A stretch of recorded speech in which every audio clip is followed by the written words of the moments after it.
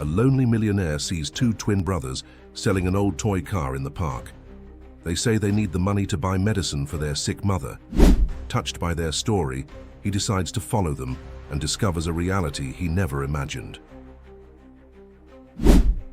What he does next leaves everyone in shock and changes the lives of that family forever. If this story interested you, subscribe to our channel, don't forget to like this video, and tell us which city you're watching us from. We'll keep going. The Boston winter was particularly cruel that January. The wind howled between the skyscrapers of the financial district, carrying snowflakes that stung the skin like tiny needles. Richard Blackwood struggled to walk down State Street. His breathing labored despite the oxygen tank he dragged beside him.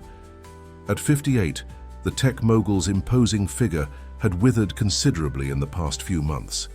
His custom-tailored coat, once perfectly fitted, now hung loosely from his shoulders. Richard paused before the glass facade of Blackwood Innovations, the technology empire he had built from nothing over 30 years. His reflection stared back at him. Gaunt face, sunken eyes, and the nasal cannula that now sustained his every breath. The doctors had been clear. Stage 4 lung cancer, aggressive and unforgiving. 1 week, maybe 2. That's all the time he had left. Inside his pocket, his phone vibrated incessantly. Probably Jenkins, his CFO, with another crisis that needed immediate attention.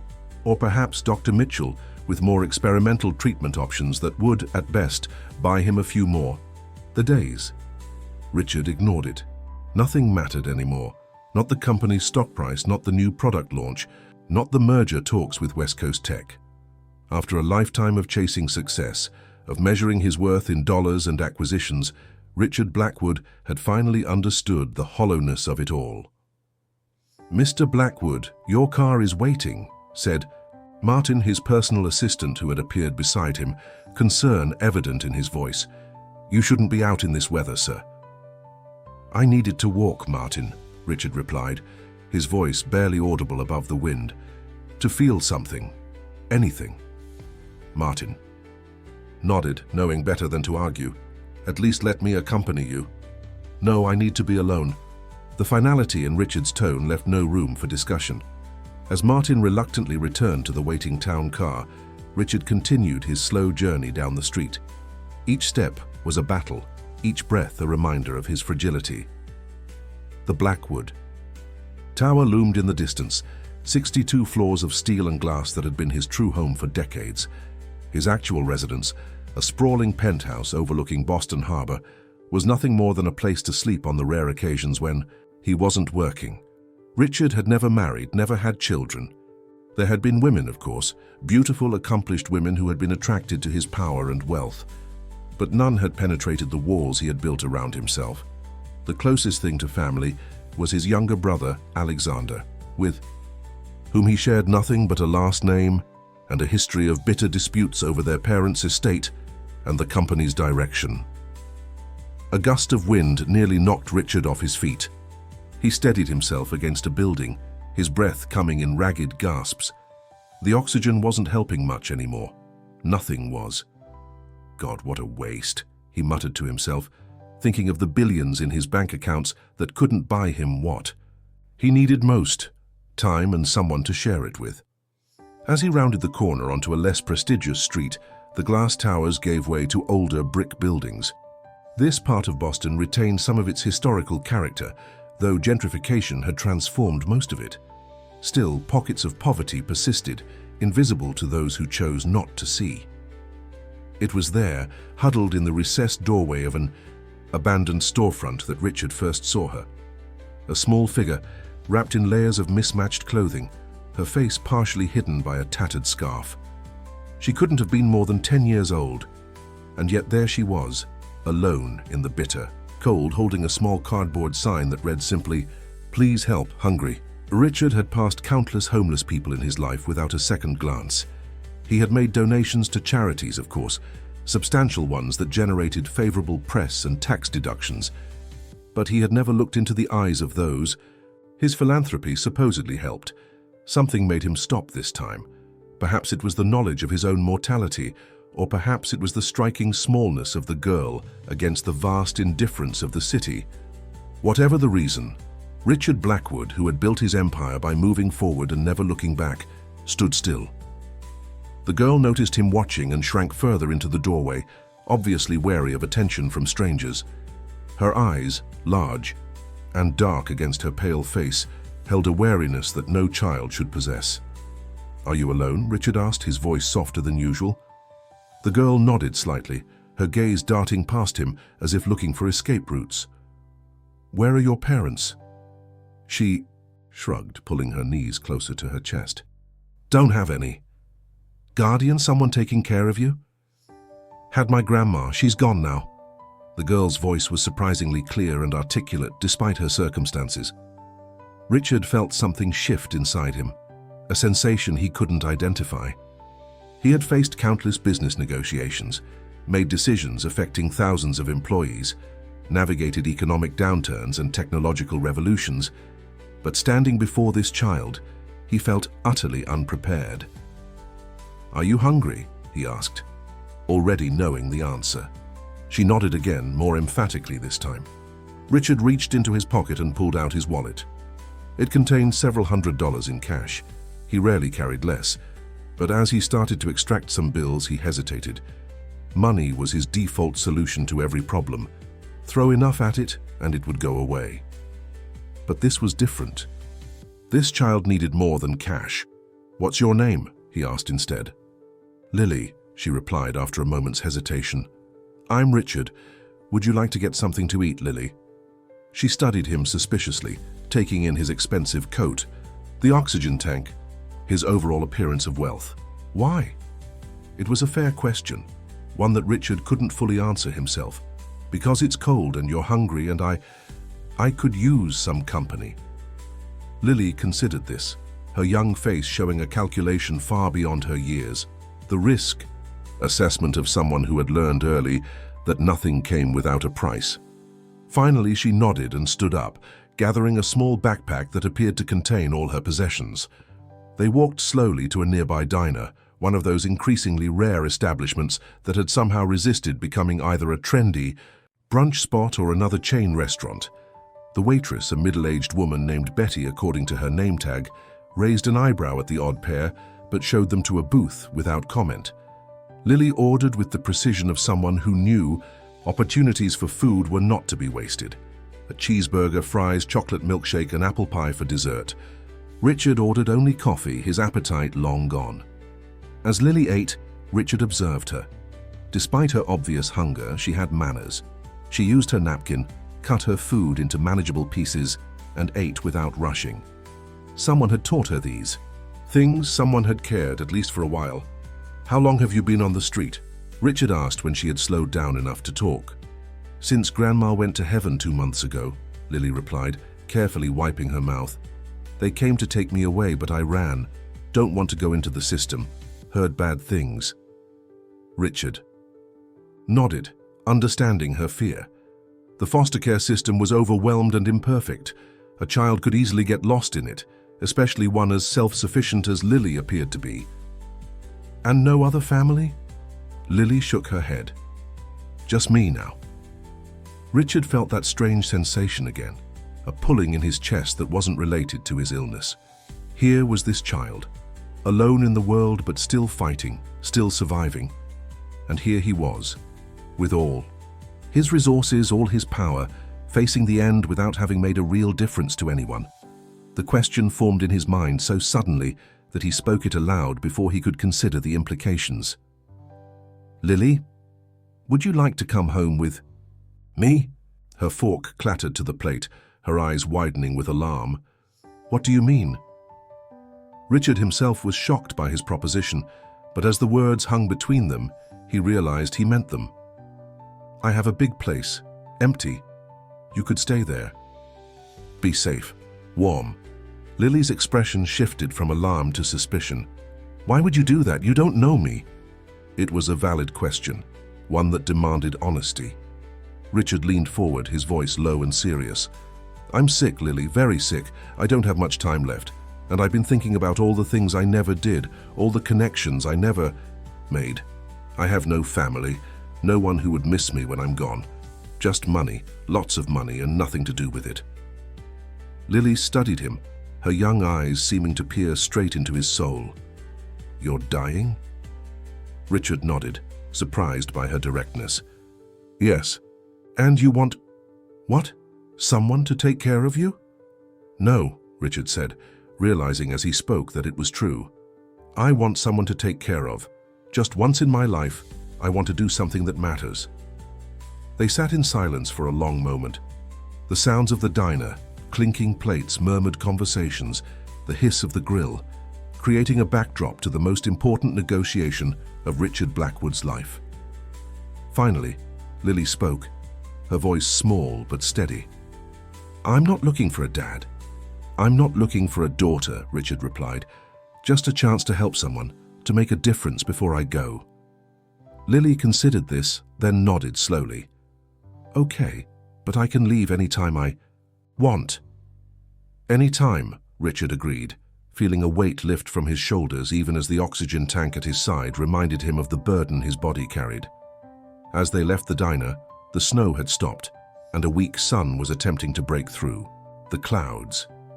Richard Blackwood and Lily walked side by side, an unlikely pair heading toward an uncertain future that somehow felt more promising than the lonely certainty they had each faced that morning.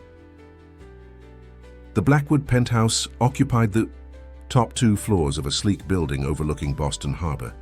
Floor-to-ceiling windows offered panoramic views of the water and the city skyline, while minimalist furniture in muted tones reflected Richard's preference for understated elegance. It was a space designed to impress business associates rather than provide comfort, a showcase for success rather than a home. Lily stood in the center of the vast living room, her small frame dwarfed by the soaring ceilings and massive artwork. Her worn backpack looked absurdly out of place against the Italian marble floors. You live here alone? She asked, her voice echoing slightly in the cavernous space. Richard nodded, suddenly seeing his home through her eyes. Beautiful but cold, impressive but empty. The staff comes daily, but they don't live in. Staff? Lily raised an eyebrow. Housekeeper, cook, my personal assistant sometimes. Richard gestured vaguely. They'll be gone for the day, though. I gave everyone the evening off. Lily wandered toward the windows, pressing her palm against the glass as she looked out at the harbor. It's like being in the sky. Richard watched her, struck by the simple wonder in her expression. When was the last time he had actually looked at the view, really looked at it? He couldn't remember. Let me show you where you can stay, he said, leading her toward the guest wing. He opened the door to a bedroom larger than most apartments, decorated in soothing blues and grays. This can be your room if you like it. Lily stepped inside cautiously, as if afraid to disturb anything. She touched the plush comforter on the king-sized bed, then peeked into the ensuite bathroom with its marble shower and soaking tub. This is all for me?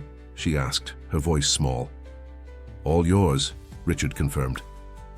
He hesitated, then added, we can redecorate if you want, make it more suitable for a child. Lily shook her head, still looking around in amazement. It's perfect. An awkward silence fell between them. Richard realized he had no idea what to do next. His entire adult life had been structured around business meetings, conference calls, and strategic decisions. Nothing in his experience had prepared him for caring for a 10-year-old girl. Are you hungry? He asked finally. The cook left dinner in the warming drawer. Lily shook her head, still full from the diner. Right, of course. Richard shifted his oxygen tank, suddenly conscious of how it hissed with each breath he took. Perhaps you'd like to rest or take a shower.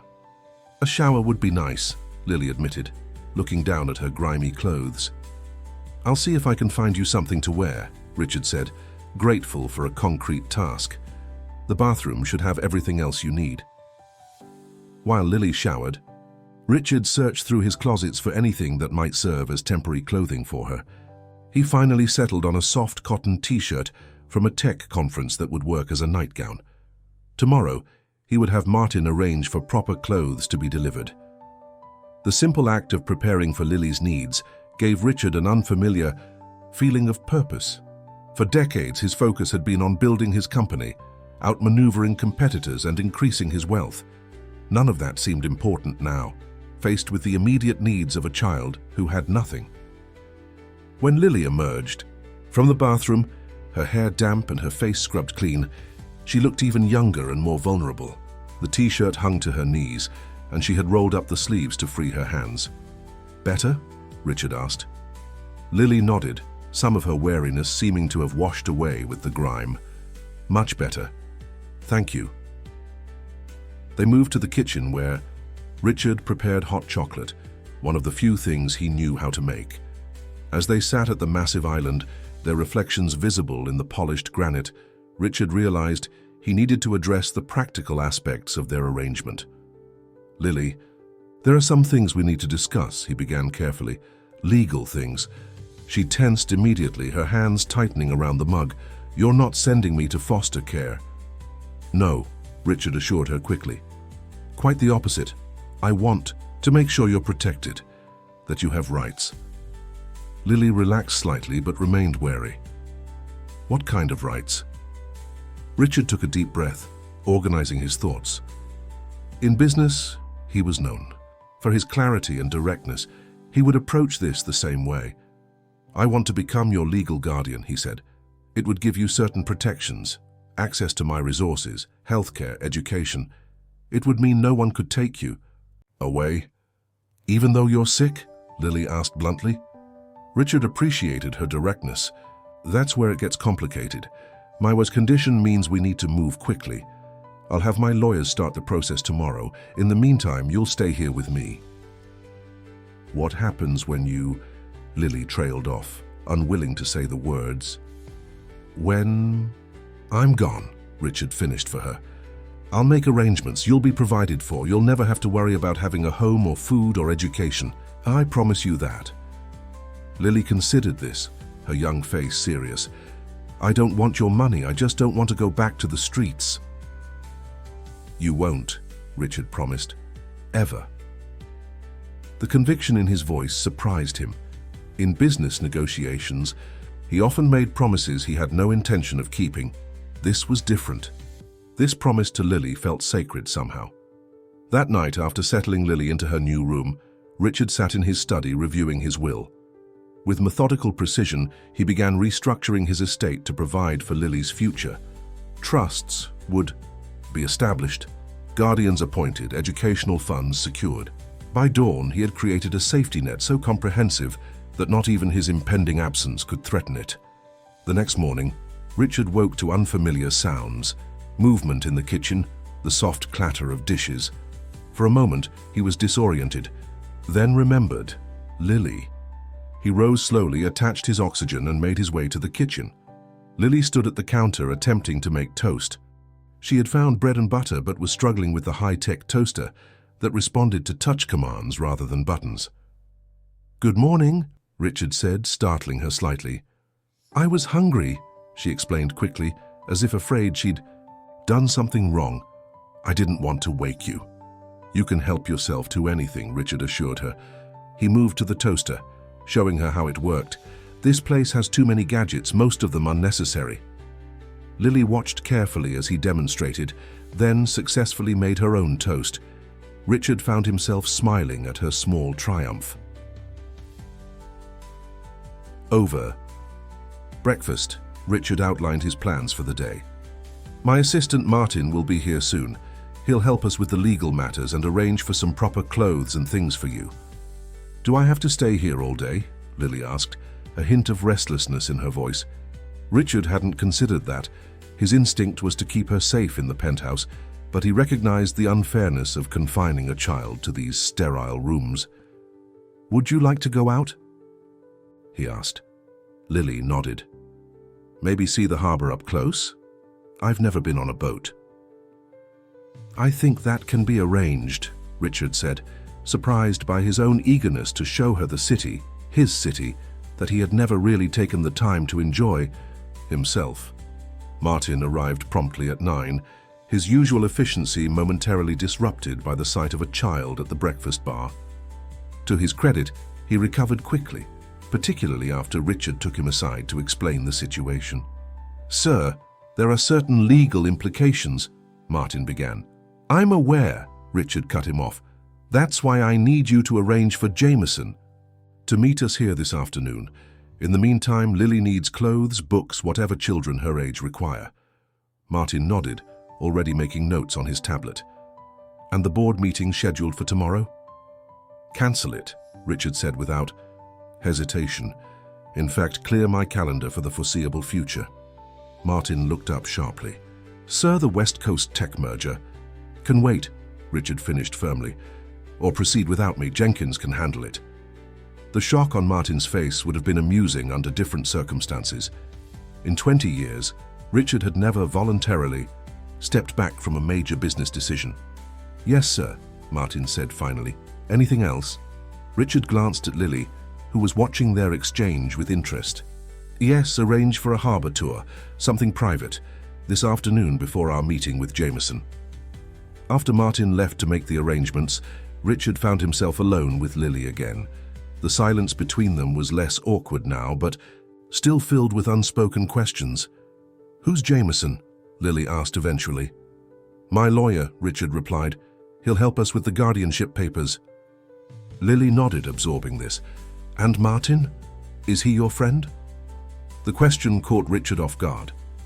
"Martin is my assistant. He manages my life. But is he your friend?" Richard considered the question seriously.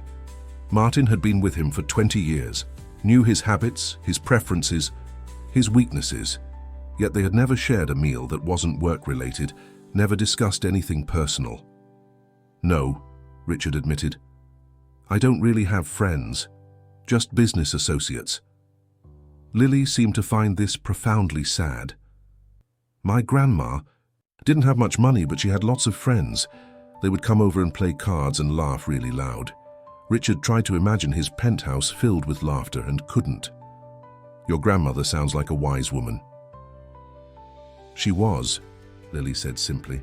Then after a pause, "I could be your friend if you want." The offer, made with such childlike directness, touched something deep in Richard's heart. "I would like that very much." Before Lily could respond, the elevator chimed, announcing Martin's return with several shopping bags. The moment passed, but something had shifted between them, a tentative bridge forming across the vast differences in their lives and experiences. As Martin unpacked new clothes, books, and even a tablet loaded with games and educational apps, Lily's eyes widened. With each new item, Richard watched her carefully, looking for signs of the materialism he had seen in so many people throughout his life, the hunger for possessions that was never satisfied. Instead, he saw genuine gratitude, tempered with a hint of wariness, as if she couldn't quite believe these things were really hers to keep. "Thank you," she said softly, holding a simple blue dress against herself. "I've never had new clothes before, just hand-me-downs or thrift store stuff." "You're welcome," Richard replied, feeling an unfamiliar warmth spread through his chest. For the first time in as long as he could remember, he had done something that mattered to someone else, not as a business strategy or a public relations move, but as a simple, human kindness. As Lily went to change into her new clothes, Richard found himself wondering about the strange twist of fate that had brought them together. He with all his wealth and power but no time left, she with nothing but time ahead of her. It seemed like some cosmic balancing of accounts, though Richard had never been one for spiritual contemplation. What he did know was that in the span of 24 hours, his priorities had shifted completely. The empire he had spent decades building suddenly seemed inconsequential compared to the welfare of one small girl, who had looked at him not with fear or greed or envy, but with the simple offer of friendship. The meeting with Jameson went better than Richard had anticipated. The lawyer, a shrewd man in his 60s who had handled the Blackwood legal affairs for decades, listened to Richard's plan with professional detachment, asking occasional pointed questions about Lily's background and Richard's intentions. Temporary. "Guardianship can be arranged quickly," Jameson explained, glancing at Lily, who sat quietly beside Richard on the sofa. But permanent adoption, given your health situation, will be more challenging. I understand the challenges, Richard replied, firmly. I want every possible resource directed toward making this happen. Jameson nodded, making notes in his leather-bound portfolio. We'll need to demonstrate that this arrangement is in the child's best interest. Her lack of other family connections works in our favor, but your health condition is irrelevant, Richard interrupted. I'm establishing trusts and appointing suitable guardians to assume responsibility when necessary. Lily, who had been silent throughout much of the discussion, suddenly spoke up. Don't I get a say? Both men turned to her, momentarily surprised by her intervention. Of course you do, Jameson recovered first, his tone softening. In fact, the court will want to hear directly from you about what you want. I want to stay with Richard, Lily said without hesitation. He's the only person who's helped me since my grandma passed. Richard felt something tighten in his chest that had nothing to do with his illness. The simple declaration of trust from this child, who had every reason to be mistrustful of adults, moved him deeply. Then that's what we'll work toward, Jameson said, closing his portfolio. I'll file the emergency guardianship petition tomorrow. In the meantime, keep a low profile. The last thing we need is media attention complicating matters. After Jameson left, Richard and Lily settled into a quiet evening routine. The harbor tour had tired Richard more than he wanted to admit, and Lily seemed content to explore her new tablet while sitting cross-legged on the floor near his chair. Lily, Richard said after a while, there's something else we should discuss. She looked up, immediately alert. What? I have a brother, Richard explained. Alexander. He doesn't live in Boston, he's in New York, but he visits occasionally. He and we don't get along well. Lily considered this. You fight? Not physically, Richard clarified. We disagree about business, about our parents' legacy, about almost everything. We haven't spoken in nearly 2 years. Is he going to be mad about me? Lily asked perceptively. Richard nodded, impressed by her insight. Probably. Not because of you specifically, but because he opposes most things I do on principle. Will he try to make me leave? He might, Richard admitted, but legally he has no say in the matter. This is my decision, not his.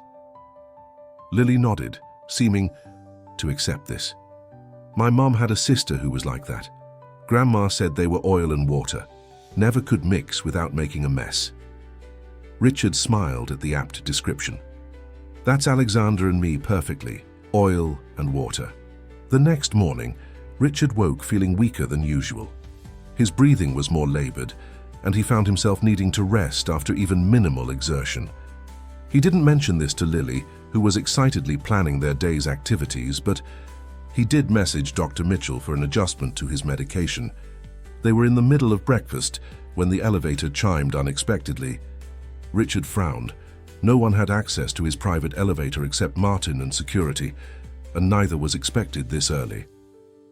The elevator doors opened to reveal Alexander Blackwood, impeccably dressed in a charcoal suit that matched his cold grey eyes. At 45, he was 13 years younger than Richard, with the same tall build but none of the illness-induced frailty. Where Richard's hair had gone completely silver, Alexander's remained dark, with only touches of grey at the temples. Well, Alexander said, stepping into the penthouse without waiting for an invitation. The rumors are true. Richard Blackwood has gone domestic. Richard tensed, instinctively moving closer to Lily. Alexander, this is unexpected. Clearly, Alexander replied, his gaze shifting to Lily, who had frozen with a spoonful of cereal halfway to her mouth. And who might this be? This is Lily, Richard said simply. Lily, this is my brother Alexander. Lily lowered her spoon and gave a small nod of acknowledgement. Hello? Alexander raised an eyebrow. Hello indeed. Richard, a word in private. Anything you have to say can be said in front of Lily, Richard replied firmly. Alexander's mouth tightened in annoyance. Fine. Jenkins called me. Said you've abandoned the West Coast tech merger negotiations. Is that true?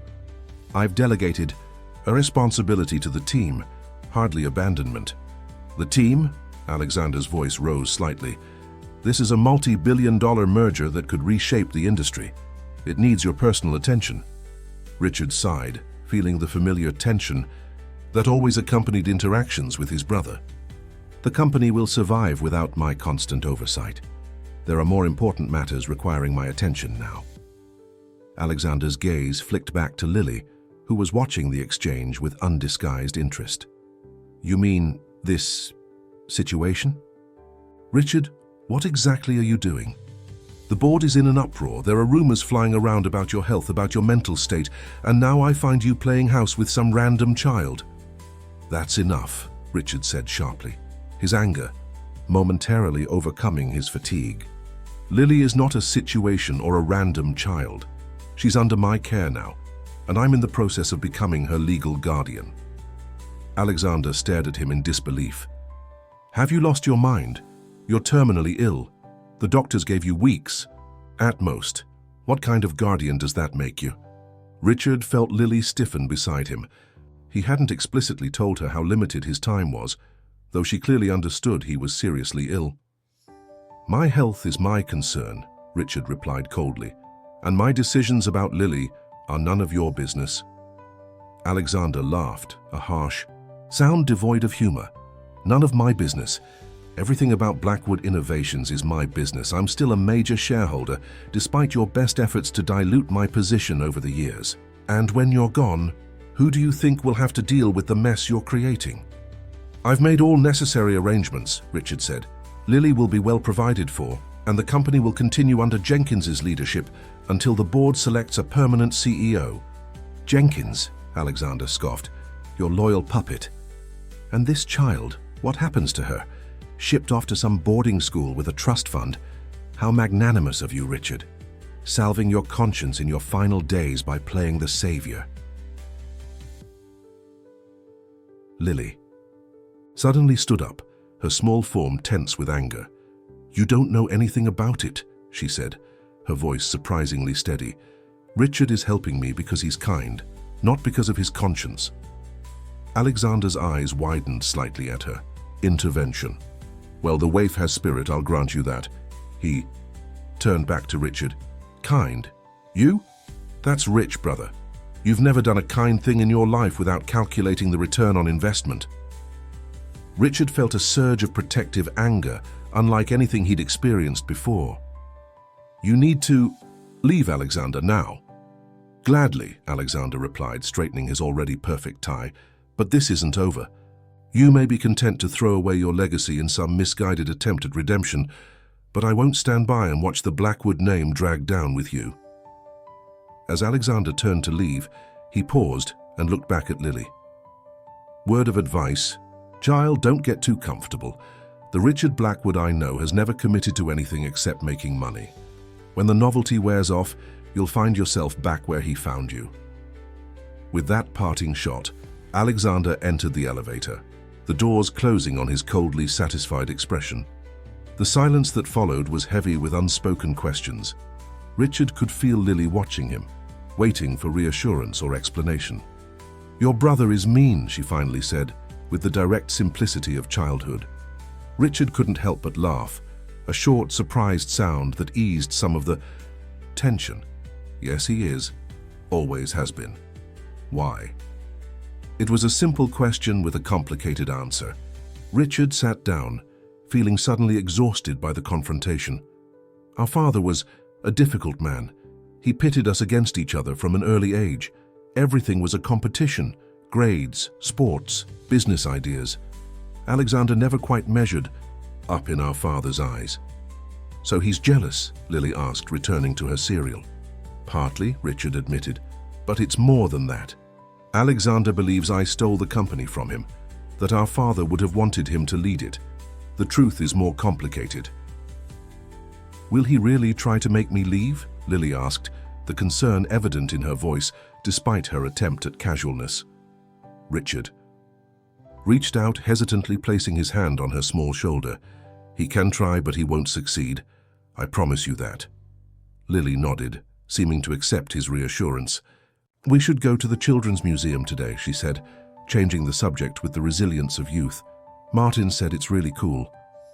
Richard smiled at her ability to move forward, to focus on the present rather than dwell on threats and worries. It was a skill he had never mastered himself. The Children's Museum it is. However, as they prepared to leave the penthouse, Richard's phone rang. It was Jameson, his tone unusually grave. "We have a problem," the lawyer said without preamble. "Alexander has contacted Child Protective Services. He's challenging your guardianship petition on grounds of unfitness due to terminal illness. They're sending a caseworker to evaluate the situation this afternoon." Richard closed his eyes, feeling a cold anger settle in his chest. He works quickly. "He's always been efficient when it comes to undermining you," Jameson observed dryly. "This complicates matters, Richard. CPS takes these complaints seriously, especially when they come from family members." "What do we do?" "Cooperate fully," Jameson advised. "The caseworker will want to interview both you and Lily, inspect your living arrangements, and assess your capacity to care for a child. Given your condition—" "I can care for her," Richard interrupted firmly. "I have staff, resources, everything she needs." "It's not just about material provisions," Jameson pointed out gently. "They'll be concerned about stability, about what happens when your health deteriorates further." Richard glanced at Lily, who was waiting by the door, excited about their planned outing. He lowered his voice. "I've already established the trust's appointed guardians. Everything is in place." "Who have you appointed?" Jameson asked. "The selection of future guardians will be crucial to your case." Richard hesitated. He had planned to name Martin as temporary guardian until a more permanent arrangement could be established, but now he questioned whether that was the right choice. Martin was efficient and loyal, but he knew nothing about raising a child. "I need more time to consider that," Richard admitted. "Time is not on our side," Jameson reminded him unnecessarily. "The caseworker will be there at 2. I'll come by at 1 to prepare you both." After ending the call, Richard turned to Lily, who was watching him with a knowing expression that seemed far too old for her young face. "We're not going to the museum, are we?" she asked. Richard shook his head regretfully. "Not today. There's someone coming to talk to us this afternoon, about you staying here." Lily's face fell, but she nodded in understanding. "Your brother called them, didn't he?" "Yes," Richard confirmed, impressed once again by her perceptiveness. "But it's going to be fine. We just need to answer some questions, show them that you're happy and safe here." "I am happy," Lily said simply, "happier than I've been since Grandma left." The sincerity in her voice strengthened Richard's resolve. Alexander had always been his most formidable business opponent, but this wasn't business. This was about Lily's future, about fulfilling the promise Richard had made to her. And unlike so many promises in his life, this was one he intended to keep regardless of what it took. As they waited for Jameson to arrive, Richard found himself thinking about Alexander's accusations. Had he really never done anything kind? Without calculating the benefit to himself? Was this situation with Lily just another form of self-interest? A way to give meaning to his final days? To ease his conscience about a life dedicated to accumulation rather than connection? He looked at Lily, who had returned to exploring her tablet, apparently unconcerned by the challenges ahead. There was something about her resilience, her straightforward approach to life's difficulties, that humbled him. In just a few days, she had brought more genuine emotion into his sterile existence than he had experienced in decades. No, he decided. Whatever his initial motivations might have been, what he felt for Lily now was genuine concern, genuine care. And he would fight his brother, the system, even his own failing body to ensure her safety and happiness. For once in his life, Richard Blackwood was committed to something beyond himself, beyond profit and power. And it felt surprisingly like freedom. The caseworker, Ms. Eleanor Patel, arrived precisely at 2 o'clock. She was younger than Richard had expected, perhaps in her early 30s, with a no-nonsense demeanor and intelligent eyes that missed nothing as she surveyed the penthouse. "Mr. Blackwood," she greeted him with a firm handshake. "And you must be Lily." Lily nodded, standing close to Richard's side. She had changed into one of her new outfits, jeans and a simple blue sweater, and her hair was neatly brushed. Richard could sense her nervousness in the way she fidgeted with the hem of her sweater. "Thank you for seeing us on such short notice," Richard said, gesturing toward the living room. "Please have a seat." Miss Patel settled onto the sofa, placing her tablet on the coffee table in front of her. "I should clarify that this is a preliminary assessment. My job is to ensure that Lily's immediate welfare is secure while the court considers your guardianship petition." "We understand," Jameson replied from his position near the window. "We're happy to provide whatever information you need." Miss Patel turned to Lily. "I'd like to speak with Lily alone first, if that's acceptable." Richard hesitated, glancing at Lily to gauge her reaction. "It's standard procedure," Miss Patel explained. "Children often speak more freely without adults present." "It's okay," Lily said to Richard. "I don't mind." Richard nodded reluctantly. "So you can use the study for privacy, it's just down the hall." As Lily led Miss Patel to the study, Richard sank into an armchair, suddenly aware of how physically drained he felt. The morning's confrontation with Alexander had taken more out of him than he cared to admit. "This isn't ideal," Jameson murmured once they were alone. "Alexander's complaint has accelerated the timeline significantly." "How bad is it?" Richard asked bluntly. Jameson sighed. "The courts are generally reluctant to place children with guardians who have serious health issues. Your prognosis makes it particularly challenging." "And if they deny the guardianship?" "Lily would likely be placed in emergency foster care, while a more permanent placement is sought." The thought of Lily being taken away, thrust into the system she so feared, was unbearable. Richard had faced countless business crises with cool detachment, but this situation filled him with a dread he couldn't rationalize away. "That can't happen," he said firmly. "Whatever it takes, whatever it costs, she stays with me." Jameson nodded, unsurprised by Richard's determination. "We'll fight it, of course, but you need to be prepared for all possibilities." In the study, Lily sat across from Ms. Patel, answering her questions with a mix of caution and honesty. Yes, she had been living on the streets after her grandmother passed. No, there were no other relatives she knew of. Yes, Richard had offered her a home out of nowhere. "And how do you feel living here?" Ms. Patel asked gently. Lily glanced around the richly appointed study. "It's nice, clean, warm." "And Mr. Blackwood, how does he treat you?" "He's kind," Lily said without hesitation. "He listens to me. He doesn't make me feel like I'm in the way." Miss Patel made notes on her tablet. "I understand Mr. Blackwood is quite ill. Has he discussed that with you?" Lily nodded slowly. "He said he doesn't have much time left, but he's going to make sure I'm taken care of even after. And that arrangement is acceptable to you?" Lily's eyes flashed with sudden intensity. "He's the only person who's helped me since Grandma. Everyone else just looked right through me, like I wasn't even there. Richard saw me, really saw me." Ms. Patel's expression softened slightly. "That's important, isn't it? To be seen." "It's everything," Lily replied simply. After nearly 40 minutes, Ms. Patel returned to the living room with Lily. Richard, who had been pacing despite his fatigue, immediately looked to Lily for some sign of how the interview had gone. She gave him a small, reassuring smile. "Now I'd like to speak with you, Mr. Blackwood," Ms. Patel said.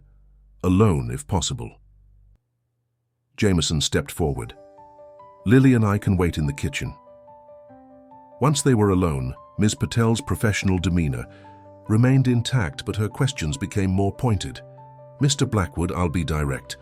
Your brother has raised serious concerns about your capacity to care for a child, given your medical condition. Are you willing to discuss your prognosis?" Richard had prepared for this. "I have stage 4 lung cancer. My doctors estimate I have limited time left, perhaps weeks, perhaps months. It's impossible to be precise." "And knowing this, you still wish to become Lily's guardian?" "Yes," Richard replied without hesitation.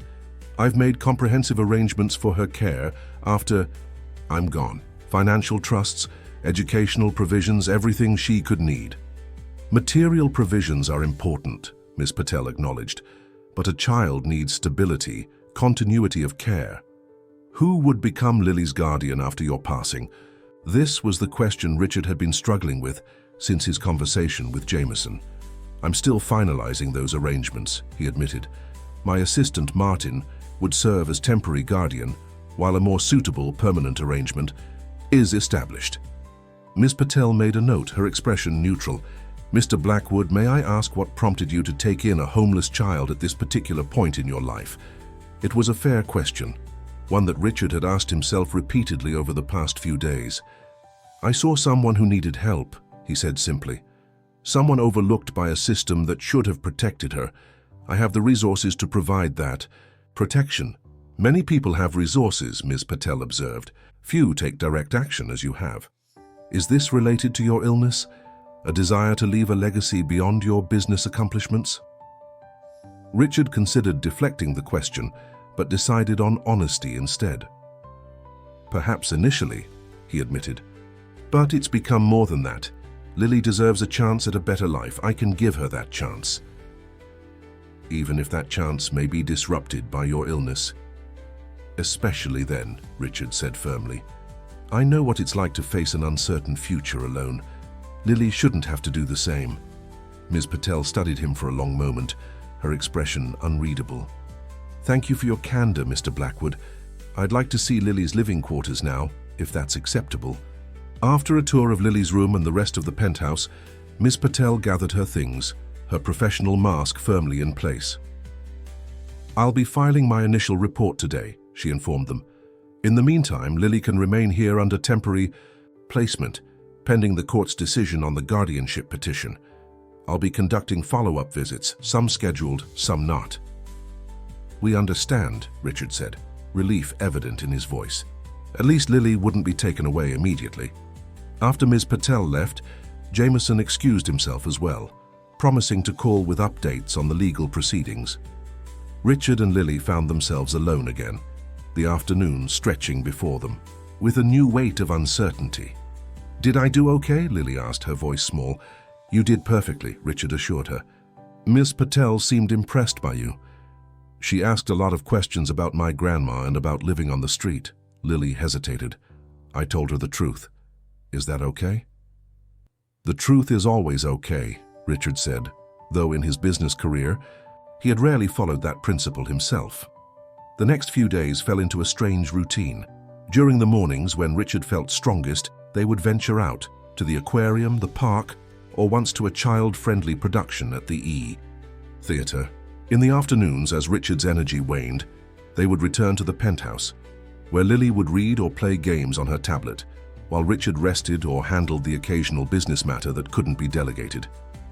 Martin became a constant presence, his initial awkwardness around Lily gradually giving way to a tentative rapport.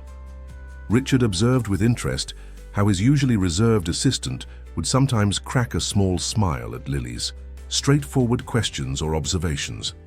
On Thursday afternoon, while Lily was having a swimming lesson in the building's pool with an instructor Martin had arranged, Jameson called with an update. The court has scheduled a hearing for Monday, he reported. Alexander has filed a formal objection to your guardianship petition. He's bringing in his own legal team. Richard had expected nothing less. What are our chances? Honestly, it's difficult to say. Judge Montgomery is fair but conservative in these matters. The fact that you have no prior relationship with Lily, combined with your health situation, presents significant challenges. And the fact that the alternative is putting her in foster care is unfortunate but not determinative, Jameson replied carefully. The system is designed to protect children, even if its execution is sometimes flawed. Alexander is doing this out of spite, Richard said, anger edging his voice. He doesn't care about Lily's welfare. Perhaps, Jameson conceded, but his legal argument isn't without merit. The court will prioritize long-term stability for Lily. Your current arrangements may not satisfy that requirement. After ending the call, Richard sat in his study, thinking. The core problem was clear. His limited life expectancy made him an unsuitable guardian in the eyes of the law, regardless of his resources or intentions. If he wanted to secure Lily's future, he needed to establish a more convincing continuity of care plan. Martin entered with his afternoon medication and a glass of water. "Sir, Miss Lily will be finishing her lesson in 15 minutes. Shall I arrange for dinner to be delivered?" Richard looked at his assistant thoughtfully. Martin had been with him for 20 years, managing every aspect of his life with quiet efficiency. He knew Richard's business, his properties, his preferences, his routines. In many ways, Martin knew him better than anyone. "Martin," Richard said suddenly, "what do you think of Lily?" The question seemed to surprise Martin. "Miss Lily is a remarkable child, sir. Resilient, intelligent, adaptable." "And what do you think of my decision to become her guardian?" Martin hesitated, clearly measuring his response. "It's unexpected, sir, but not without merit. Miss Lily clearly benefits from the arrangement, and you seem different since she arrived." "Different how?" "More engaged," Martin said carefully. "More present. If I may speak freely, sir, in recent years you've seemed increasingly removed from anything outside of work. Miss Lily has changed that." Richard nodded, taking this in. "The court hearing is on Monday. My health will be the primary objection to the guardianship." "As expected, sir." "Lily needs continuity, Martin. Someone who will ensure her welfare after I'm gone. Someone who knows my intentions, my values." Richard paused, then continued more directly. "Would you consider being named as her permanent guardian in the event of my passing?" Martin's usual composure faltered momentarily. "Sir, that's her significant responsibility. One that would be generously compensated," Richard assured him. "You would have access to the trusts I've established, administrative support, whatever resources you needed." "It's not a question of compensation, sir," Martin replied, his voice unusually emotional. "It's just, I've never considered myself as parental material." "Neither had I," Richard pointed out with a small smile. "Yet here we are." Martin adjusted his glasses, a gesture Richard recognized as a sign of deep thought. "May I have some time to consider this, sir?" "Of course, but not too much time. The hearing is Monday." After Martin left, Richard felt a wave of exhaustion wash over him. He closed his eyes just for a moment and found himself drifting into an uneasy sleep filled with fragmented dreams. Alexander's cold smile, Lily alone on a street corner, the ticking of a clock growing progressively louder. He woke to the sound of Lily's voice, soft and concerned. "Richard, are you okay?" He opened his eyes to find her standing beside his chair, her hair still damp from swimming. "Just tired," he assured her, straightening up. "How was your lesson?" "Good. I can swim all the way across the pool now without stopping." Her proud smile faded slightly as she studied his face. "You look really tired." "It's been a long day," Richard admitted, "but I'm glad you enjoyed swimming." Lily hesitated, then asked the question he could see had been on her mind. "Is your brother really going to make me leave?" Richard chose his words carefully. "He's trying to. But we're going to fight him, Lily. I promised you wouldn't have to go back to the streets, and I meant it." She nodded, accepting this. "My grandma used to say that sometimes the people who should love you the most are the ones who hurt you the worst." The simple wisdom of the statement struck Richard deeply. "Your grandmother was a very wise woman." "She would have liked you," Lily said with certainty. "She always said you could tell a person's true character by how they treat those who can't do anything for them." Richard wondered what his own parents would have thought of Lily. His father, most likely, would have seen her as an unnecessary distraction from business. His mother, who had died when Richard was in college, might have been more understanding. She had always possessed a gentleness that neither of her sons had inherited. "Lily," Richard said carefully, "there's something we need to discuss. About the court hearing on Monday." She sat down on the ottoman near his feet, her expression serious. "About whether I can stay with you?" Yes, the judge will make that decision, and one of the things they'll consider is what happens after." Richard paused, searching for the right words. "After I'm no longer able to care for you." Lily's eyes filled with tears, but she blinked. "Fed them back resolutely." "You mean when you pass away?" Richard nodded, moved by her directness. "Yes, I need to name someone who will become your guardian then, someone who will continue what we've started here." "Who?" Lily asked, her voice small. "I've asked Martin to consider it," Richard said. "He knows me well, knows my wishes for you. He would ensure you have everything you need." Lily considered this, her young face thoughtful. "Martin is nice, but he's kind of stiff." Despite the seriousness of the conversation, Richard found himself smiling. He is that, but he's also loyal, reliable, and extremely capable. "Would I live here with him?" "If you wanted to," Richard confirmed, "or Martin could find a place that suited you both better. The important thing is that you would be safe, cared for, and able to build the future you deserve." Lily nodded, slowly processing this. "And your brother? Would he still try to interfere?" Richard's expression hardened slightly. "Alexander would have no legal standing once the guardianship is established. His objections would be irrelevant." "He really doesn't like me," Lily observed. "His issue isn't with you," Richard clarified. "It's with me, it always has been." "That's sad," Lily said simply. "You're brothers. You should be on the same team." The comment, so innocent yet so profound, struck Richard forcefully. How different might his life have been if he and Alexander had been on the same team? If the competitive drive their father had instilled had been directed outward, toward common goals rather than against each other. "Sometimes relationships become too damaged to repair," Richard said gently. "Alexander and I made choices long ago that set us on different paths." Lily seemed to accept this, though not without regret. "I'm hungry. Can we have pizza for dinner?" Richard marveled at her ability to shift from profound emotional territory to practical concerns in an instant. It was a resilience he had never mastered himself, tending instead to dwell on problems until they were resolved.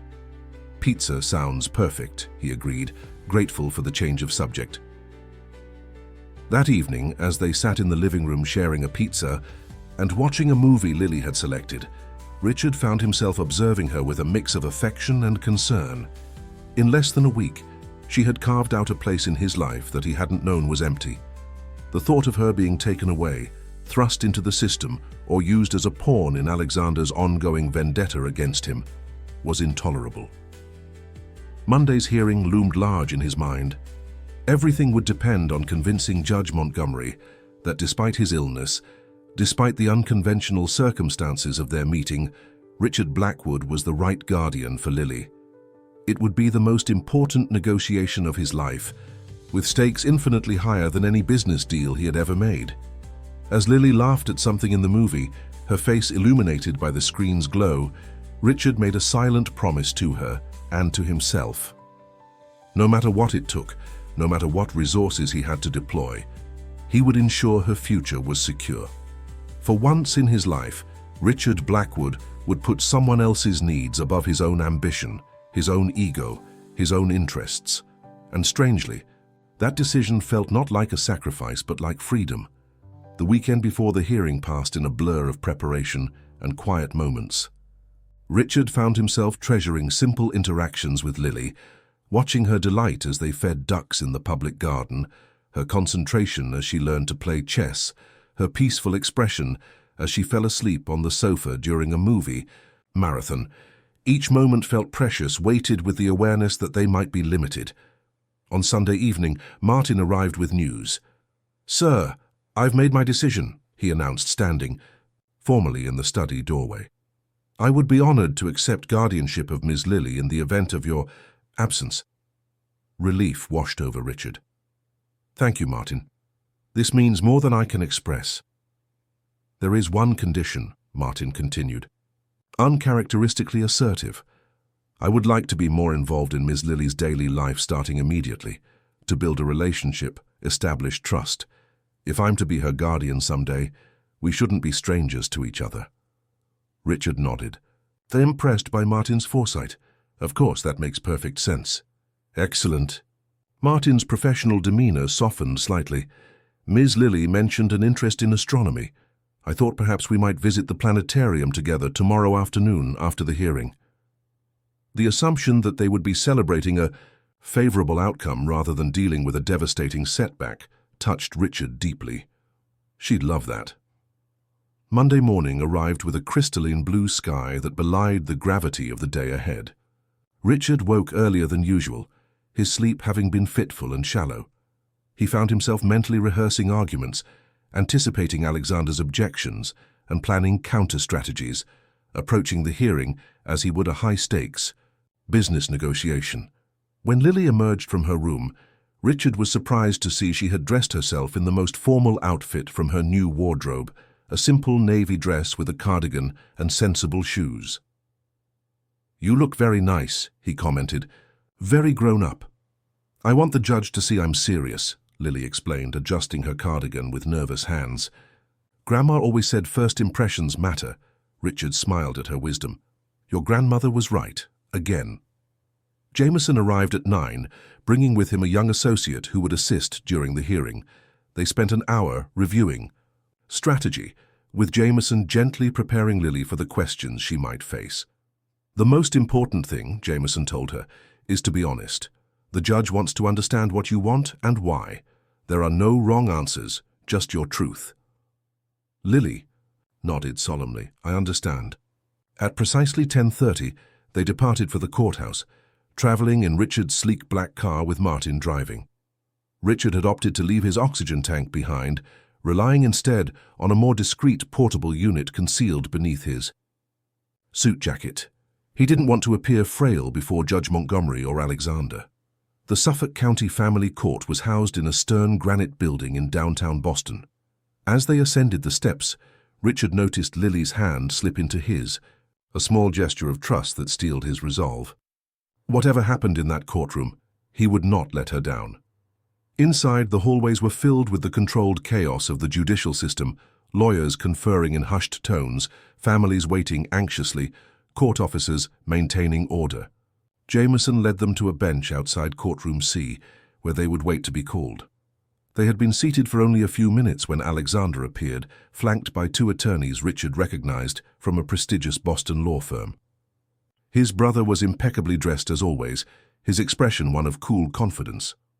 "Richard," Alexander acknowledged with a slight nod, "I see you're determined to proceed with this charade."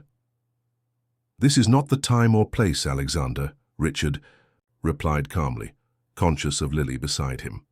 Alexander's gaze shifted to Lily, his expression softening almost imperceptibly. "I hope you understand, child, that my objection isn't personal. It's about what's best for you in the long term." Before Lily could respond, a court officer appeared at the doorway. "Blackwood guardianship petition, Judge Montgomery's courtroom." Inside, the courtroom was smaller and less imposing than Richard had imagined, with warm wood paneling and natural light streaming through tall windows. Judge Montgomery, a woman in her 60s with silver hair pulled back in a severe bun, presided from the bench with an air of no-nonsense efficiency. After the formalities of introducing all parties, Jameson presented their petition, outlining Richard's intent to become Lily's guardian and the provisions he had made for her future care. "Your Honor," Jameson concluded, "Mr. Blackwood has established substantial trusts for Lily's education and welfare. He has also designated his longtime personal assistant, Martin Wells, as successor guardian in the event of his incapacity or passing." Judge Montgomery listened attentively, making occasional notes. When Jameson finished, she turned to Alexander's lead attorney, a sharply dressed woman named Regina Porter. "Miss Porter, you may present your objection." Porter rose with practiced grace. "Your Honor, while we acknowledge Mr. Richard Blackwood's financial resources and apparent good intentions, we contend that this guardianship arrangement is fundamentally unsuitable for 3 critical reasons." She ticked them off on manicured fingers. "First, Mr. Blackwood's terminal illness makes him physically incapable of providing long-term care for a minor. Second, the hastily arranged successor guardianship with his employee, Mr. Wells, who has no experience with children, suggests a lack of proper planning. Third, the circumstances of Lily's placement with Mr. Blackwood, a chance street encounter, with no prior relationship or vetting, demonstrate poor judgment that raises serious concerns about his decision-making capacity at this stage of his illness." Richard felt Lily tense beside him at the clinical discussion of his condition. He placed a reassuring hand on her shoulder. Porter continued, "Your Honor, we believe the most appropriate course of action would be to place Lily in the established foster care system, where she can receive proper support from experienced caregivers, while a more suitable permanent placement is identified." Judge Montgomery nodded thoughtfully. "Thank you, Ms. Porter." She turned to Ms. Patel, who was present as the court-appointed assessor. "Ms. Patel, would you share your findings with the court?" Ms. Patel stepped forward, her manner professional, but not unkind. "Your Honor, my assessment found that Mr. Blackwood's physical environment is more than adequate for Lily's needs. The child appears comfortable in his care and has expressed a strong preference to remain with him." She paused, then continued more cautiously. "However, I share some of the concerns raised by Ms. Porter. Mr. Blackwood's health situation creates an inherently unstable environment. While the financial arrangements are exemplary, the emotional impact on a child of losing yet another caregiver so soon after her grandmother could be significant." Richard felt his heart sink at these words. Even the neutral observer was highlighting the fundamental flaw in his petition, his limited time. Judge Montgomery turned her attention to Richard. "Mr. Blackwood, would you like to address the court?" Richard stood, feeling a momentary lightheadedness that he fought to control. "Your Honor, I won't pretend that this is a conventional situation. Lily and I met through chance, and our relationship has developed quickly. But in the short time she's been in my care, I've come to understand something I missed throughout my business career, that the measure of a life isn't in achievements or acquisitions, but in the connections we make and the difference we can make for others." He gestured toward Lily. "Lily needed someone to see her, to value her, to provide not just material support but genuine care. I need to know that in my final days I've done something that truly matters, something that isn't about profit or power or winning." Richard paused, gathering his thoughts. "As for my illness, yes, I am dying. I've been honest with Lily about that from the beginning. But in the time I have left, I can give her stability, education, and most importantly, the knowledge that she matters, that she is seen and valued for exactly who she is." Judge Montgomery's expression remained neutral. "And Mr. Wells, your designated successor guardian." Martin stood at the mention of his name. "Your Honor, I've served as Mr. Blackwood's personal assistant for 20 years. While I have no experience as a parent, I am committed to honoring Mr. Blackwood's wishes regarding Lily's care. I've begun spending time with her to build a relationship that will provide continuity after Mr. Blackwood's passing." Alexander leaned forward to whisper something to his attorney, who then addressed the court. "Your Honor, if I may, Mr. Alexander, Blackwood would like to propose an alternative arrangement." Judge Montgomery nodded permission, and Alexander himself stood. "Your Honor, while I maintain that my brother's guardianship is inappropriate given his condition, I recognize the court's interest in minimizing disruption to the child. As such, I am willing to assume guardianship of Lily myself after my brother's passing rather than relegating that responsibility to an employee." The proposal landed like a bombshell in the quiet courtroom. Richard stared at his brother in disbelief, trying to decipher his true motivation. Was this genuine concern for Lily, or just another move in their lifelong competition? Judge Montgomery seemed equally surprised. "Mr. Alexander Blackwood, this is an unexpected offer. You've previously expressed concerns about your brother's judgment in this matter. I question his capacity to serve as guardian given his illness," Alexander clarified smoothly. "Not his intention to help the child. As his brother, I'm in a position to provide Lily with the same financial advantages while offering the stability of good health and familial connection." The judge turned to Richard. "Mr. Blackwood, your response to this proposal." Richard felt a cold fury building inside him. "My brother and I have been estranged for years, Your Honor. He has never met Lily before today. His sudden interest in her welfare strikes me as suspect at best." "That's unfair, Richard," Alexander countered. "Just because we have our differences doesn't mean I would neglect a child in need." Judge Montgomery held up a hand to forestall further argument. Before I hear more from either of you gentlemen, I'd like to hear from the person most affected by these proceedings. She turned to Lily, her stern expression softening slightly. Lily, would you come forward, please? Lily stood, smoothing her dress nervously. She walked to the position indicated by the court officer, looking small but determined. Lily, the judge began gently, I know this is difficult, but I'd like to hear your thoughts about these different possibilities for your future. There are no wrong answers.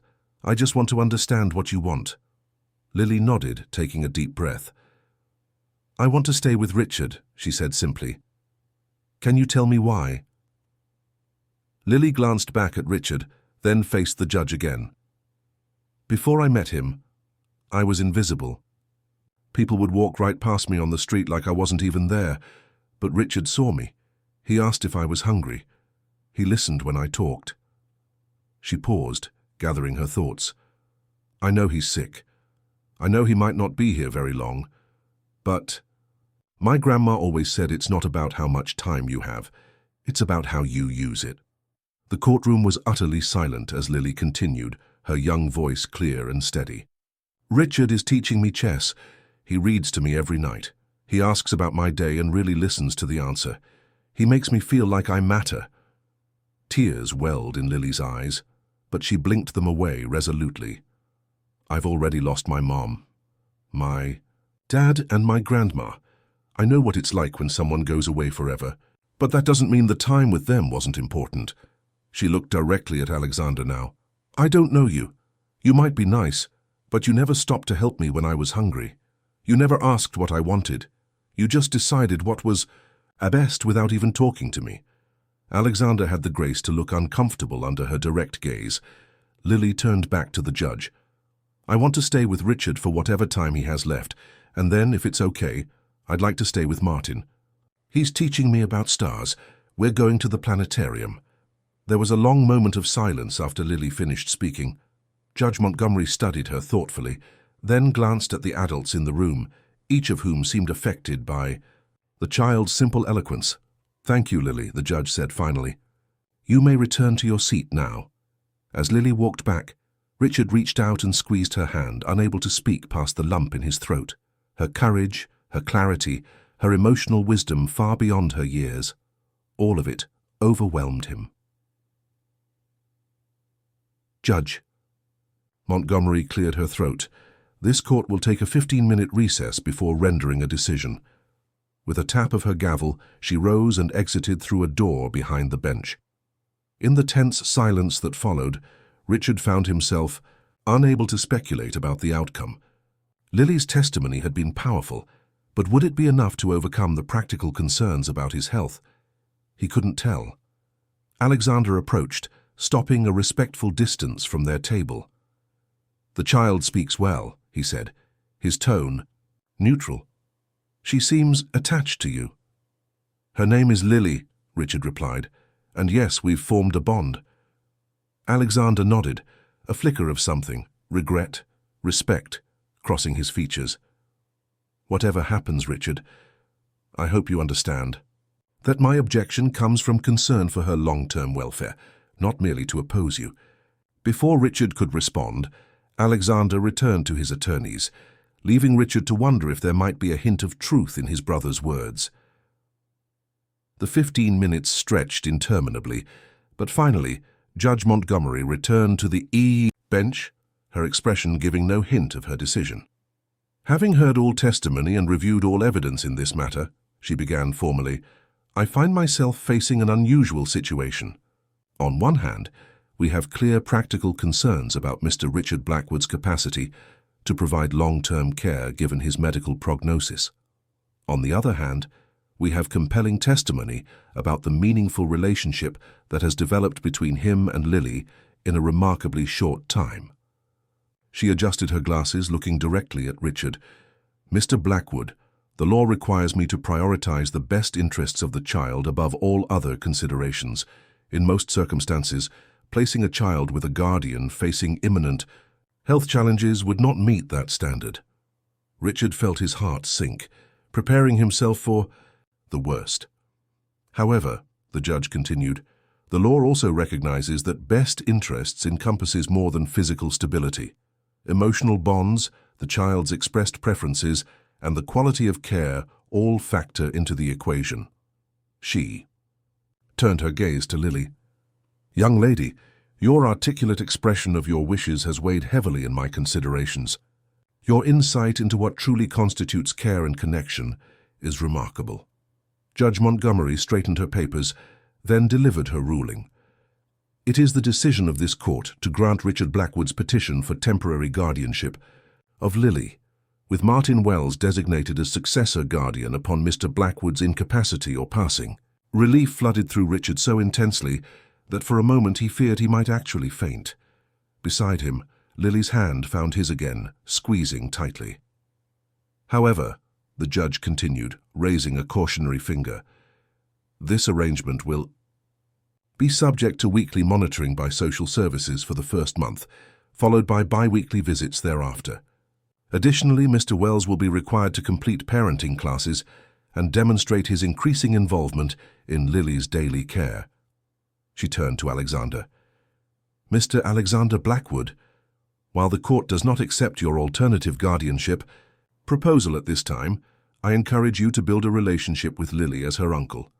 Family connections, when positive, can only benefit a child's development." With a final tap of her gavel, Judge Montgomery concluded the hearing. "This court is adjourned." The formality of the courtroom dissolved as Jameson shook Richard's hand vigorously. Martin smiled more broadly than Richard had ever seen, and Lily, abandoning all decorum, threw her arms around Richard's waist in a fierce hug. "We did it," she whispered against his suit jacket. "We really did it." "You did it," Richard corrected, his voice rough with emotion. "Your words, your truth. That's what convinced her." As they gathered their belongings to leave, Alexander approached once more. His expression was complex, disappointment mingled with a reluctant respect. "Congratulations," he said stiffly.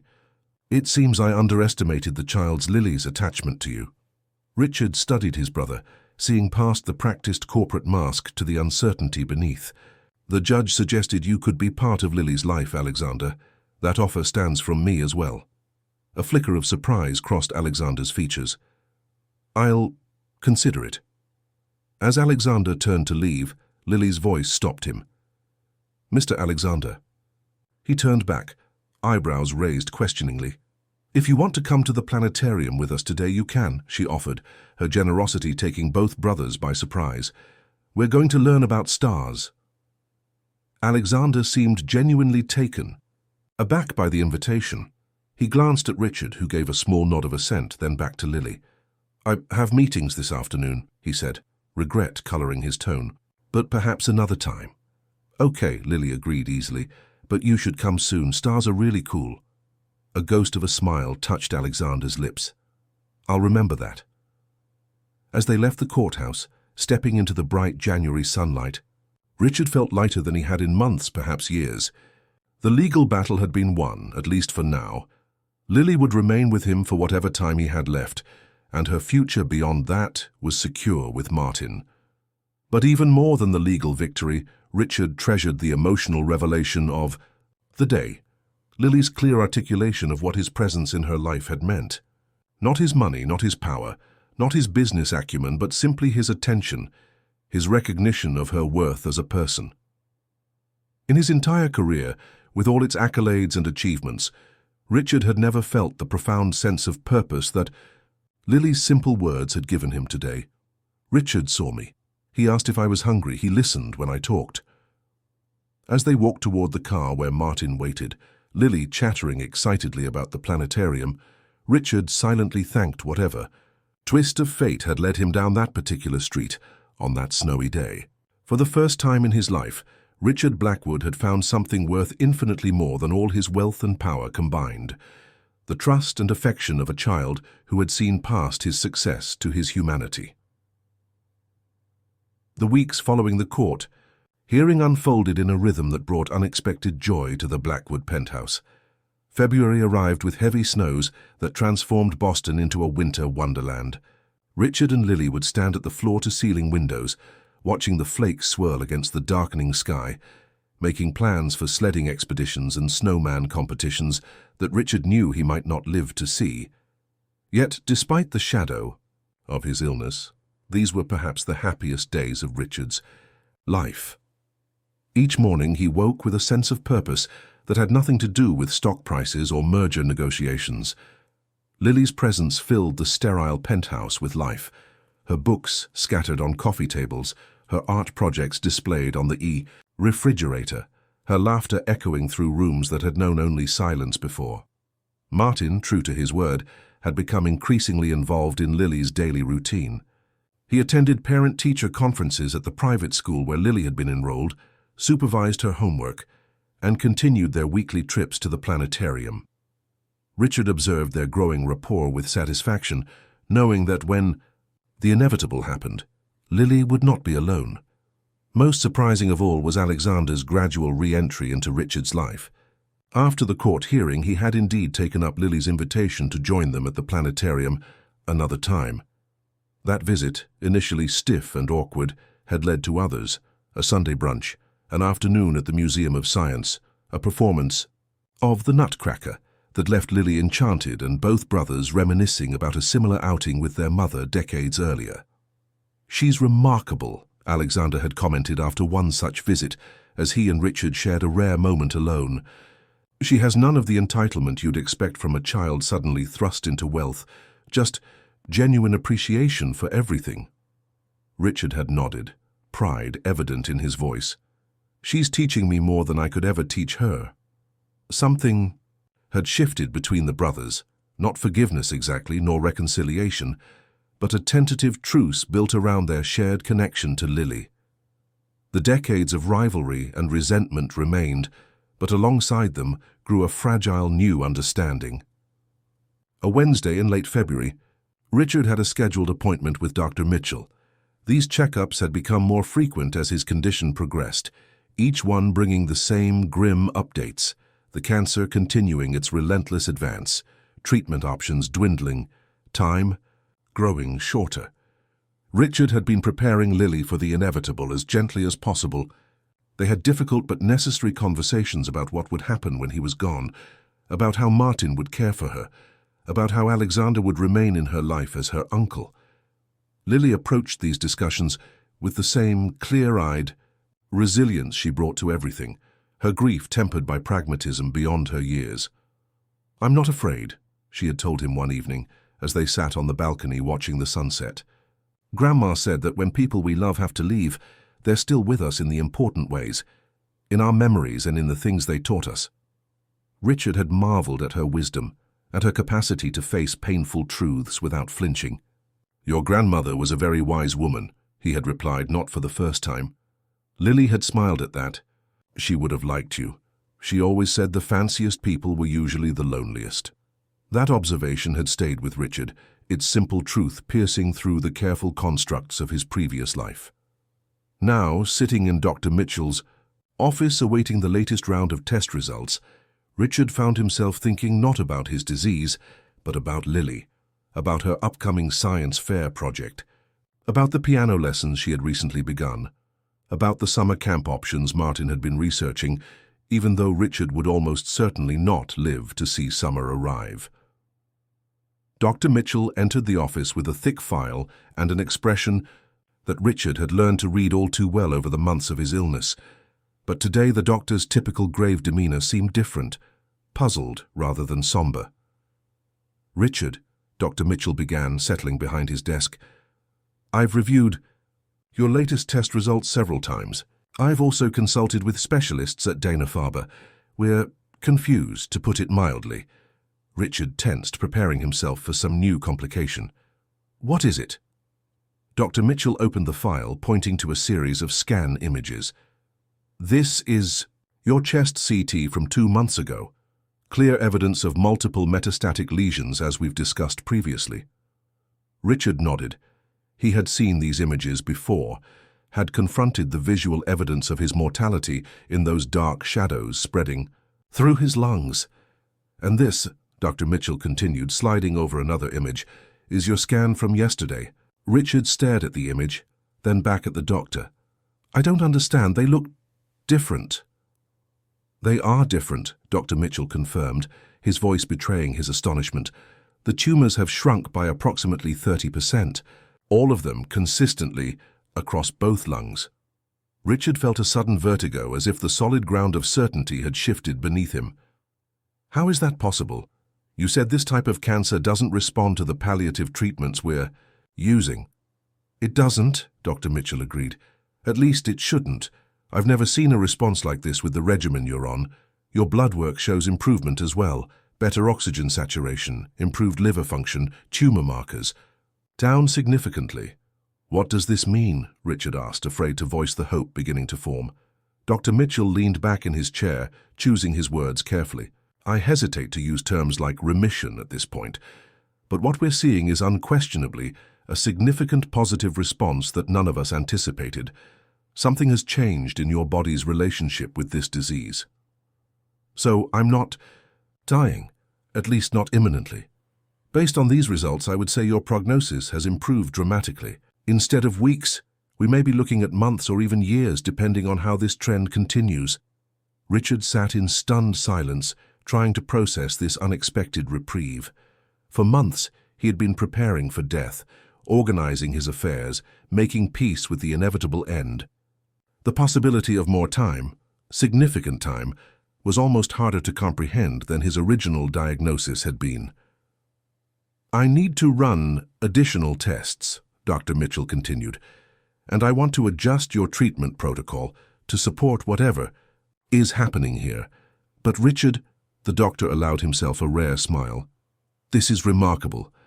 I wouldn't go so far as to call it a miracle, but scientifically speaking, it's not far off.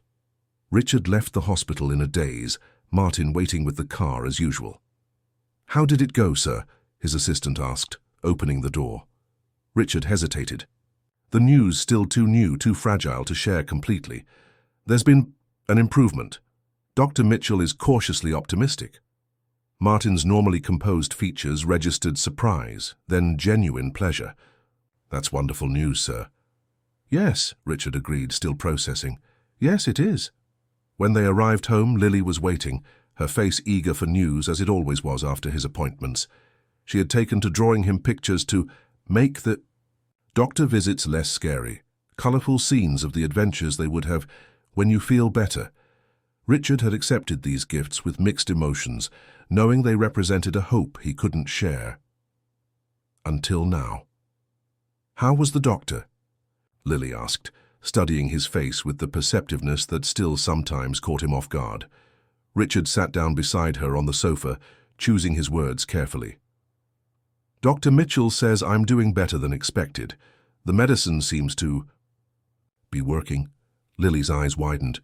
Really? Like really, really? Really, really, Richard confirmed, allowing himself a smile. It's still complicated, and there are more tests to do, but things are looking better than they were. Lily launched herself at him in a fierce hug.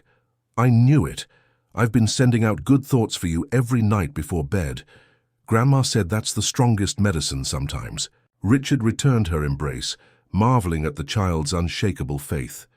Could it be possible? Had Lily's presence in his life somehow affected his physical condition? Dr. Mitchell would scoff at such an unscientific notion, of course, but Richard couldn't help wondering. The weeks that followed brought more astonishing news. Further tests confirmed the initial findings. Richard's cancer was responding to treatment in a way that defied medical explanation. By April, he was strong enough to reduce his oxygen supplementation. By May, scans showed continued reduction in tumor size, and Richard found himself making plans for summer that he now expected to see. It's as if your body suddenly remembered how to fight, Dr. Mitchell had said during one follow-up appointment. I've seen patients improve before, but never at this stage of disease, never this dramatically without a major intervention. Richard had a theory of his own, one he kept private, though it grew stronger with each passing day of renewed health. Lily had brought something into his life that decades of wealth and power had never provided: purpose, connection, joy. Was it so far-fetched to believe that these emotional transformations might trigger physical ones as well? Whatever the explanation, Richard embraced his unexpected second chance with the same focused intensity he had once directed toward building his business empire. Now, however, his focus was Lily, ensuring that every day contained moments of discovery, learning, and simple happiness. He took a formal leave of absence from Blackwood Innovations, appointing Jenkins as acting CEO with Alexander's surprising support. "The company will survive without you for a while," his brother had said. "Some things are more important." Coming from Alexander, this concession was nothing short of extraordinary. The brothers were far from reconciled. Too much history lay between them for that, but Lily had become a bridge connecting them in ways neither could have anticipated. On a perfect June day, with summer in full bloom across Boston, Richard sat on a bench in the public garden, watching Lily feed the ducks that swam in lazy circles around the pond. The oxygen tank that had once been his constant companion was gone now, and though he still tired more easily than before his illness, his strength continued to improve weekly. Alexander joined him on the bench, his usual formal attire, replaced by casual slacks and a polo shirt. "Jenkins tells me the West Coast tech merger is back on track," he commented. "Apparently your golden touch hasn't been forgotten after all." Richard shrugged. "Jenkins is more than capable. I've been thinking it might be time to make his position permanent." Alexander's eyebrows rose. "You're considering retirement. That doesn't sound like the Richard Blackwood I know." "Perhaps I'm not the Richard Blackwood you knew," Richard replied simply. "Near experiences have a way of clarifying priorities."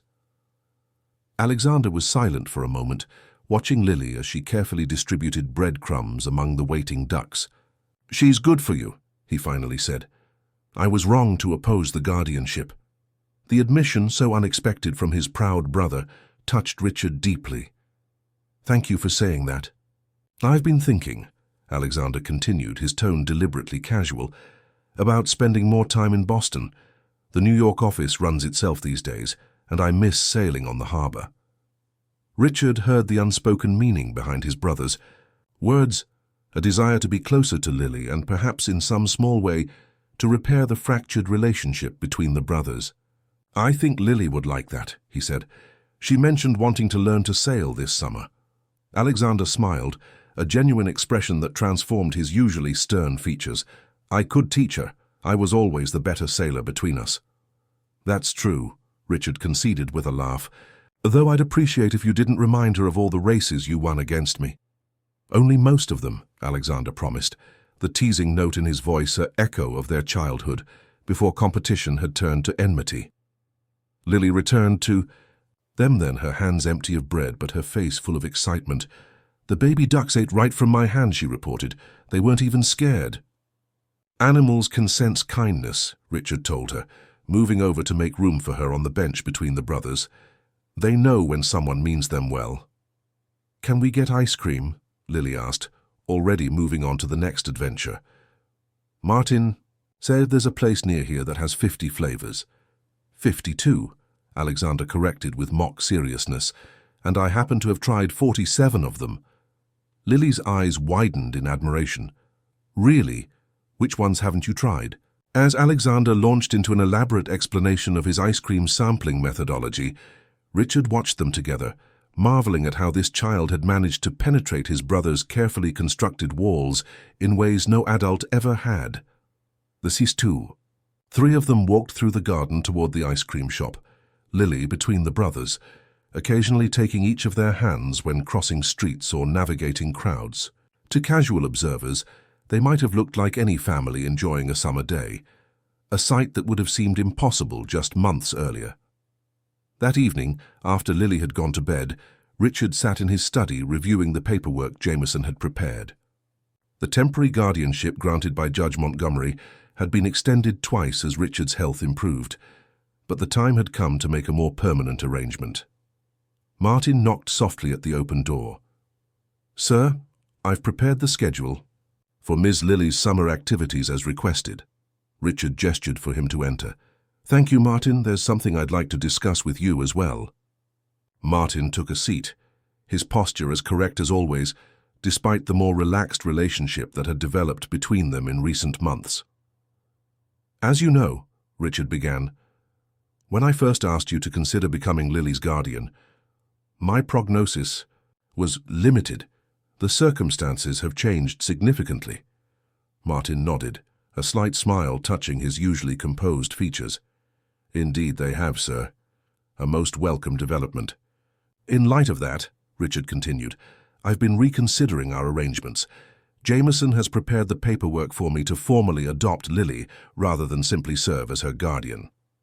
Congratulations, sir, Martin said warmly. Ms. Lily will be thrilled. The thing is, Martin, Richard said carefully, your role in Lily's life has become significant. She trusts you, relies on you. I wouldn't want that to change. I assure you, sir, I have no intention of withdrawing from Ms. Lily's life, Martin replied, even if my services as her potential guardian are no longer required. Richard smiled at his assistant's formal phrasing. Actually, I was thinking of something more official. The adoption paperwork includes provisions for godparents, individuals, legally recognized as having a special role in Lily's upbringing. I'd like you to consider accepting that position. Martin's usual composure faltered, genuine emotion crossing his face. Sir, I would be honored. Excellent, Richard said, feeling a sense of rightness in the decision. And Martin, I think after all these years, and especially given recent events, you might consider calling me Richard, at least outside of business settings. Martin appeared to wrestle briefly with this suggestion, then nodded. I'll try Richard. The name sounded strange coming from his long-time assistant, but it was a strangeness Richard welcomed. Another small sign of how thoroughly his life had transformed in the months since a snowy January day when he had stopped to speak to a hungry child. The formal adoption ceremony took place in early July, in the same courtroom where the initial guardianship hearing had been held. Judge Montgomery presided, her stern demeanor softening as she observed the obvious bond between Richard and Lily. The court rarely sees such positive outcomes from unconventional beginnings, she commented as she signed the final paperwork. Lily Blackwood, congratulations on your new family. Lily beamed at the official use of her new surname, proudly repeating it to herself as they left the courthouse. Lily Blackwood, it sounds right, doesn't it? Perfect, Richard agreed, his heart fuller than he had ever imagined possible. They celebrated with a party at the penthouse, the first real celebration those rooms had ever seen. Lily had insisted on helping with the planning, turning the usually austere space into a riot of colorful decorations, balloons and flowers. Martin had overseen the catering, ensuring Lily's favorite foods were prominently featured alongside more sophisticated offerings for the adult guests.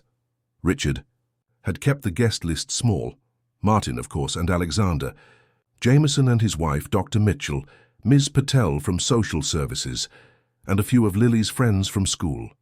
No business associates, no networking opportunities, just people who had become meaningful parts of their shared life. As Richard watched, Lily moving among the guests, confidently introducing her friends to her uncle Alexander, and proudly showing off the astronomy books Martin had given her as an adoption gift, he reflected on the extraordinary journey that had brought them to this moment. 6 months ago, he had been a dying man walking the cold streets of Boston, weighed down by regrets and the knowledge of opportunities missed. Now, against all medical probability, he was in remission with a prognosis that improved with each checkup. More importantly, he was a father, a role he had never imagined for himself, yet one that brought him more fulfillment than all his business successes combined. Alexander approached, handing Richard a glass of sparkling water. She's flourishing, he observed, nodding toward Lily. You both are. Richard nodded, accepting the truth of his brother's observation. I never expected any of this. Not surviving the cancer, not adopting Lily, certainly not reconciling with you even partially. Alexander smiled wryly. Life's full of surprises, some of them actually pleasant. Do you ever wonder, Richard asked carefully, what father would think of all this? Of me stepping back from the company, of the adoption? Alexander considered the question seriously. He wouldn't understand it.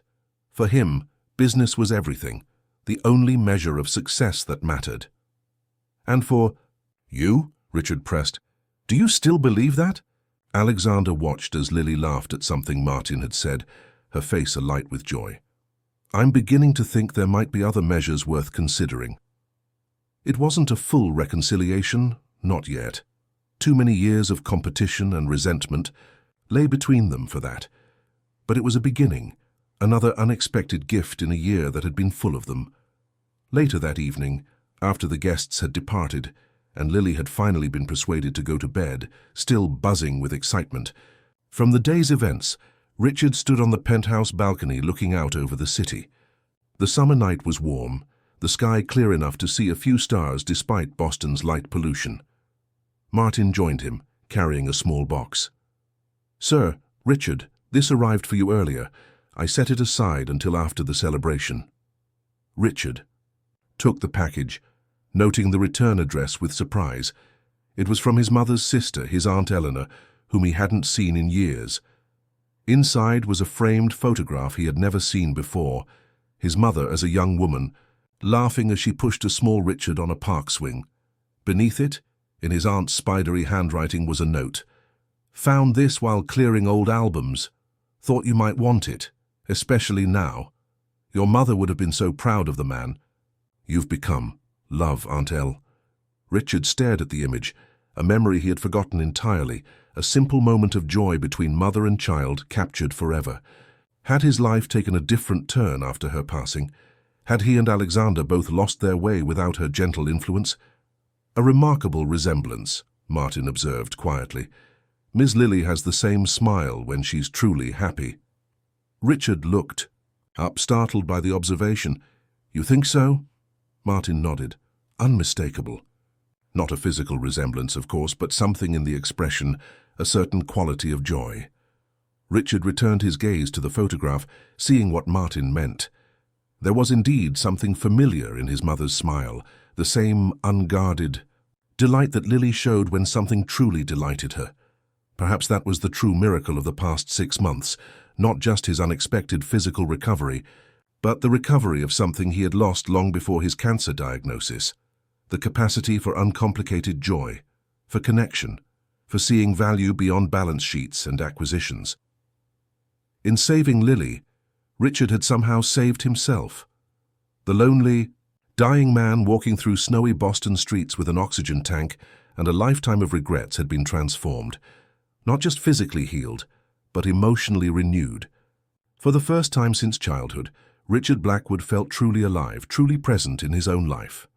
From Lily's room came the soft sound of her music box playing, a gift from Alexander that she insisted on winding each night before sleep.